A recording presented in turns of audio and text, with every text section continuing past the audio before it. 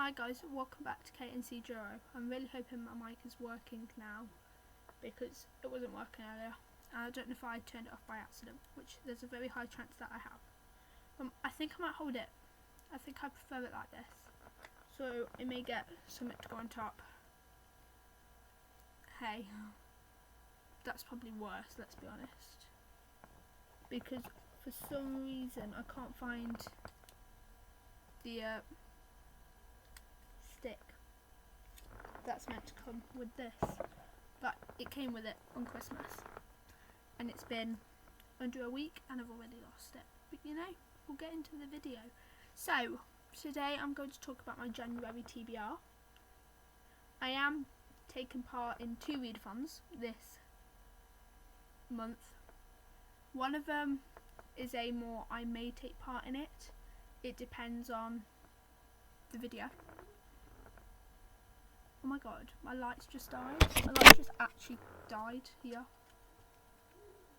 Like, it's actually just turned off. Probably needs charging. I'll charge that. I've got another one, it's fine.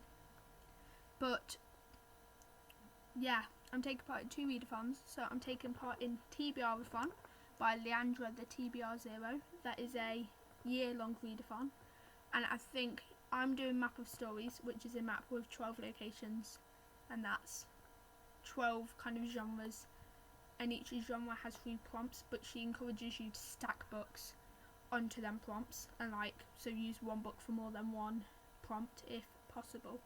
She encourages it because she knows how hard it is. So I am doing that. I'm going to start with the location of Old Growth Forest, which is the historical fiction. That's the location I'm going to start with, and I'm going to read The Tattooist of Auschwitz. Yes, you heard me right, The Tattooist of Auschwitz. This is because it works for all 3 prompts in that location, and also I want to read it. And it is also a TV series, so if I like it, I may watch that. So, the prompts for this location were historical setting, this is set in Auschwitz. Person on the cover. So, this is the only debate whether I will end up using this book, but I want to read it anyway. And it's got 2 hands on the cover, so it's a person, and on the audiobook they've got 2 people on the cover. So I would count it as people on the cover. It does also have a bit of their arms in, and it's definitely 2 different arms, so I think it counts. And then it has a booktube recommendation, and this was recommended to me by Jem, who, I say recommended, okay? This is where you can call this a bit of a cheat, but I don't think it is. It was, I found her review and she said, if you haven't read it, read it. Or if you haven't read it, live under a book. And she also gave it 5 stars. So I'll take that as it's a recommendation. But on top of that, I do have another book. That hasn't been recommended to me, so it still wouldn't work. But I do think that one will count. And then, that's my TBR-a-thon book for this month. Obviously, if I end up reading more, I will. And also, if I can read a book that fits a prompt, I will still,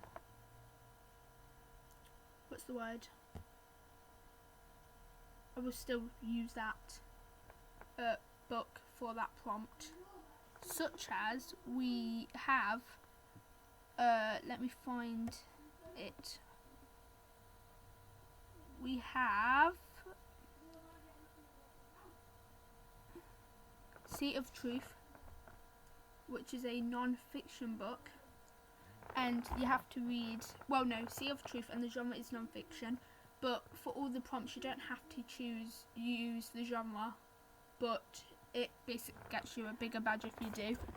And I am choosing to do Simply More by Cynthia Erivo for the prompt BIPOC author, and I'm using this as my non-fiction book, and I'm also using this just because I want to read it, and it's also, but both of these books, actually all the books that I'm showing you on my TBR are in my 26 for 2026, So that knocks out 5 books if I manage to read them all, which, let's be honest, I probably won't be able to. But I really want to read this book because it's her book and it's literally for me. It says for a book for anyone who has been told they're too much. So it's literally made for me. It's literally written for me. And yeah, I'm so excited to read this. Once again, this is one of them books I will be talking more about in my Christmas, all the books I got for Christmas. All the books I got for Christmas and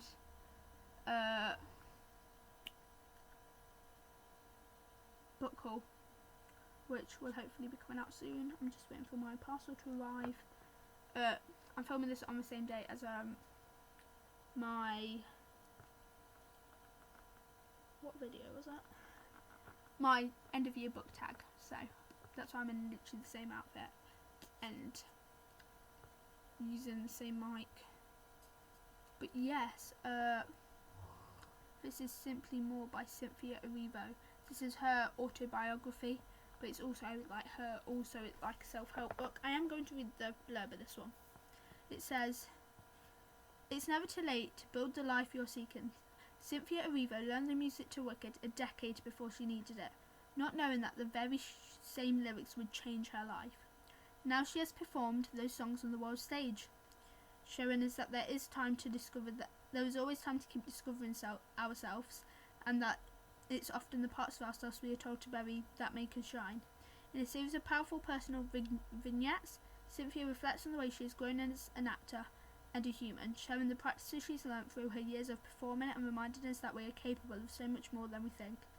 We all have hopes and dreams that we want to see across the finish line. We all falter and take missteps. In this book, Cynthia draws from her experiences of running marathons, both real and metaphorical, on stage and on screen, to demonstrate how every challenge can benefit us. She urges us to lean into the wisdom of our bodies, to understand them and strive for physical and mental balance. Because when we chase our deepest desires, each small step leads us closer to where we want to go. I think this might be a bit emotional, you know. But yes, I'm very excited to read this. I will rate it just for my story graph, because I do have to do that, otherwise they'll be like, your average star rating is a 4, even though I gave a book 5 stars, because I am predicting this will be 5 stars. But I don't like rating other people's stories and memoirs and autobiographies, so that may not. So yeah, but that is a book I'm so excited to read, and it'll either be my next book in January, but I do think I'm going to read The Tattooist of Auschwitz first, because at least then I know I've read my readathon book, and then obviously that will then also go into one of the prompts. And I do own only like a handful of non-fictions, and that's why I don't think I'm going to complete the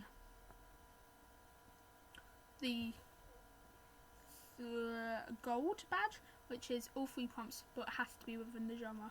But I'm aiming to try and get silver on most of the badges, on most of the genre prompts and locations, which is you've read a book that fits all 3 prompts, or read 3 books that fit all 3 prompts, or whatever, or read 3 books that's each one of the prompts, but it's not within the genre. So once again, shout out to Leandra, the TBR 0, for that readathon. I'm also planning on taking part in Winterween, if I haven't mentioned that, but that is if literally any of the books fit this. Like, I know some of the books fit the prompt, so I can log them technically as I've took part in Winterween. But it is a 2-week readathon, I think, and I'll be honest, I think there's only 1 book in my TBR that fits that. So next up, also on my 2026, is How to Die Famous by Benjamin Dean. The reason I want to read this one this month, well, January, is so I can get into Bury Your Friends. But this book is basically another one of his amazing books, hopefully. It's a mystery thriller, so I did want to get a mystery thriller on my TBR. So now I've got a historical fiction, a memoir biography, and a thriller, and then I've also got a middle grade adventure fantasy, which could also fit one of the prompts I've not actually tracked. But Percy Jackson is a middle grade, and I've just gave away the book. Oops. So How to Die Famous.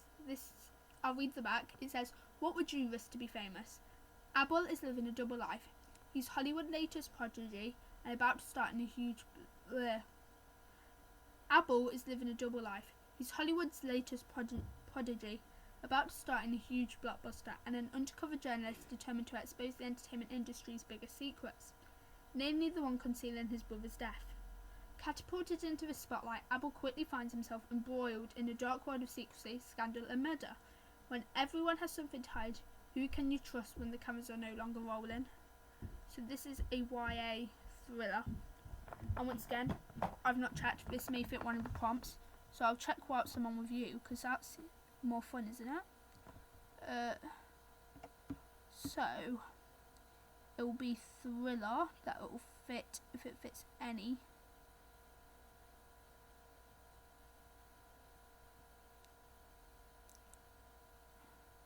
I've just noticed I've put a book on thriller that isn't a thriller, it's a mystery. Yes, we're having to be that specific for this readathon. So, the prompts for a thriller are a standalone read, which it does work for, and it also fits the genre. And then we have then it won't fit any more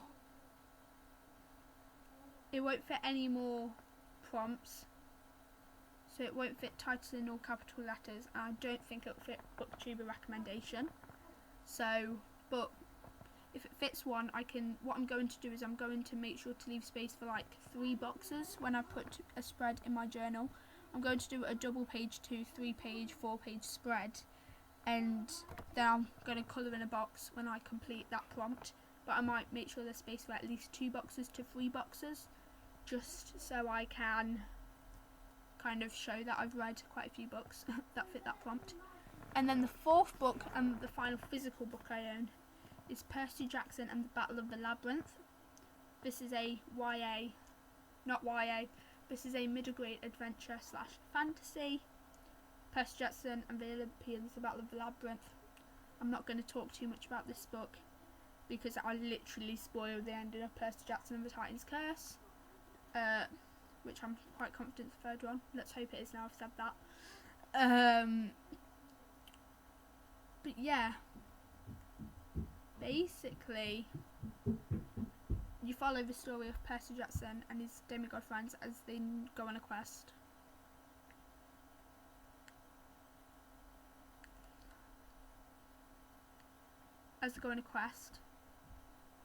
The mic did just turn off, just to let you know.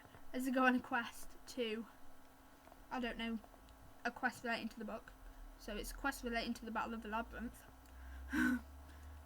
Yeah, but we did just have a massive, kind of, not plot twist. Massive, yeah, I think my mic's now died. A massive like plot twist at the end of the 1st book about Nico D'Angelo. I'll tell you that because he is like the main character in that book, I would say. But yeah, now we're finding out so much about this character, and because of how the last book ended, I'm very intrigued to see where this one goes. So I do probably want to read this 3rd out of the 5 that are going to be on my list, which means I'm not prioritising a book I really like, but why does that matter? I'm now going to go, yeah, this mic keeps turning off, so I'm going to talk normally. I'm now going to go onto it says it's still on though. I'm now going to go onto once again my list, find the middle grade section, because that is a middle grade genre. Here we go. So it's got child on the cover, this one will work. Child protagonist, this one will work. Booktuber recommendation, I'm quite confident this one will work because I'm sure Fictional Fates has recommended it. I'll check his video, but I'm quite confident Fictional Fates has recommended this book. I'll tag his videos, his channel now in the comments and I'll mention him. But yes, if this does fit all 3, I may read this third, because I can read on average about 3 books a month. Then the final book I don't own with me. It's on my Kindle, and I've also not got the image up, so I'm going to talk about it. We have Heart of the Raven Prince. This is the second book in the Entangled with Fae series, and it follows Ember from the first book and her story, and she basically is Cinderella in this book. Yeah, I don't really know much. It follows her story. She falls in love with someone, and it's a romantasy, so obviously there's some fantasy in it. I don't know too much about it, and I'm excited to dive into it.